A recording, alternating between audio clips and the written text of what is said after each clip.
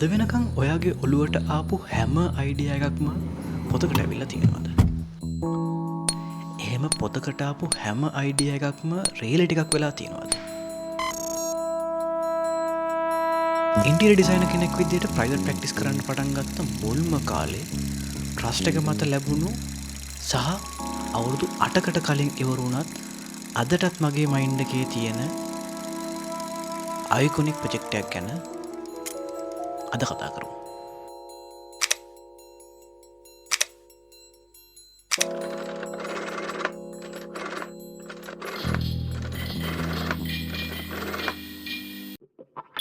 මේ ප්‍රොජෙක්ට් එකේ තමයි මම ෆස්ට් ටයිම් තනියම furniture designing and space planning, project management, material selections, site coordination and vendor coordinations කියන මේ ඩිසයින් ස්ටේජස් හැන්ඩල් කරන්න පටන් ගත්තා. අදට ප්‍රයිවට් ප්‍රැක්ටිස් කරන මට මේ ප්‍රොජෙක්ට් එකෙන් ලැබුණ ඉන්ස්පිරේෂන් එක මාරම කොන්ෆිඩන්ස් එකක් වුණා. අවුරුදු 8ක් ගිහිල්ලත් මේ ප්‍රොජෙක්ට් එක තාමත් ස්ට්‍රෝංග් විදියට ඔපරේට් වෙනවා කියන්නේ ඉන්ටීරියර් ඩිසයිනර් කෙනෙක් විදියට පර්ෆෙක්ට් මයිල්ස්ටෝන් එකක්. ක්ලයන්ට්ගේ රික්වයර්මන්ට් විදියට මට මුලින්ම ආවේ 2 mirrors with 2 chairs, hair accessory storage එකක්, hair extension display area එකක්, product display showcase එකක්, main storage and sofa area එකක්. ෆස්ට් සයිඩ් විසිට් එකේදී ස්පේස් එක ටෝටලි එම්ටි තමයි දකින්න තිබුණේ. රෙන්ටල් ස්පේස් එකක් නිසා බිල්ට්-ඉන් ෆර්නිචර් ප්ලේස් කරන එක සූටබල් දෙයක් වුණේ නැහැ. බෙස්ට් ඔප්ෂන් එක වුණේ ෆ්‍රී ස්ටෑන්ඩින් ෆර්නිචර් ලේඅවුට් එකක් බිල්ඩ් කරන එක. රීසන් එක වුණේ ලොකේෂන් ෂිෆ්ට් එකකදී වුණත් මේ ෆර්නිචර් යූස් කරගන්න පුළුවන් වෙන එක.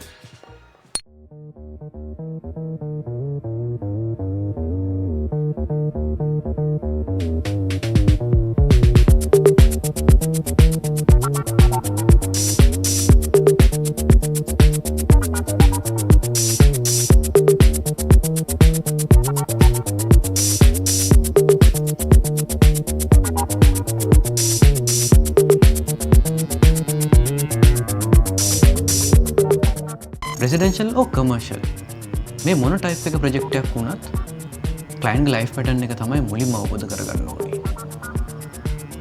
මොකද ඒ හැම සිටුේෂන් එකක්ම බේස් කරගෙන තමයි මේ ඉන්ටීරියර් ඇප්ලිකේෂන්ස් ප්ලේස් වෙන්න ඕනේ.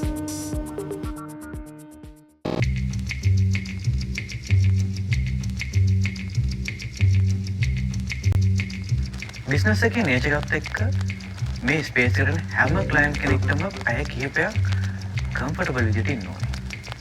ඉතින් ඇට්මොස්ෆියර් එක ඒ හැම දෙයකටම සූට් කරන විදිහට සෙටප් වෙන එක ඉම්පෝටන්ට් පොයින්ට් එකක්.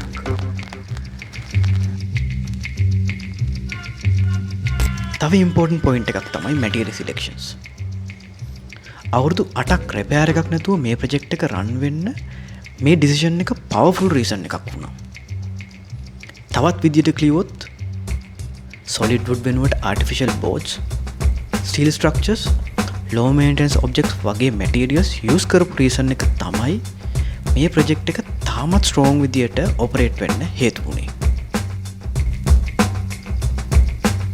මෙතනදි මට ස්පෙෂලිම කියන්න ඕනේ දෙයක් තමයි මොන type එක project එකක් කළත් හරි team එකක් ඒ වැඩේට assign කරනවා නම් මොනම විදියටවත් client පාඩුවක් වෙන්නේ නැහැ.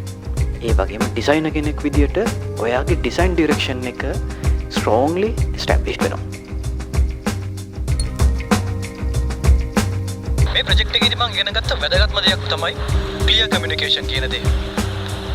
client ගේ request, මගේ design deliverables, manufacturer team එක හරි විදිහට place කරනවා කියන දේ link වෙලා තිබ්බොත් තමයි project එකක් successful වෙන්නේ.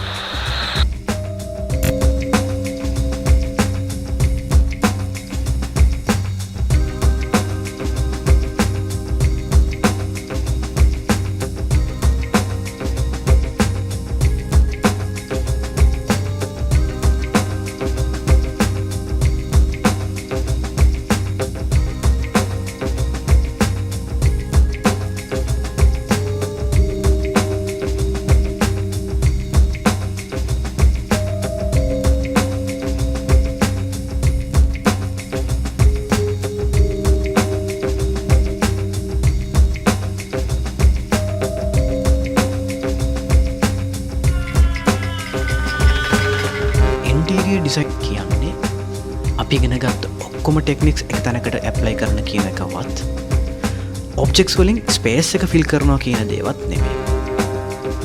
මැටීරියල්ස්, එලිමන්ට්ස්, ෂේප්ස් වලින් ක්ලයන්ට්ගේ ලයිෆ් ස්ටයිල් එක රිෆ්ලෙක්ට් කරන්න උදව් කරන එක තමයි පර්ෆෙක්ට් ඉන්ටීරියර් ඩිසයින් එකක් විදිහට ඩිෆයින් කරන්න පුළුවන්. ඒකට සිලෝන් ට්‍රෙඩ්ස් හොඳ එක්සාම්පල් එකක්.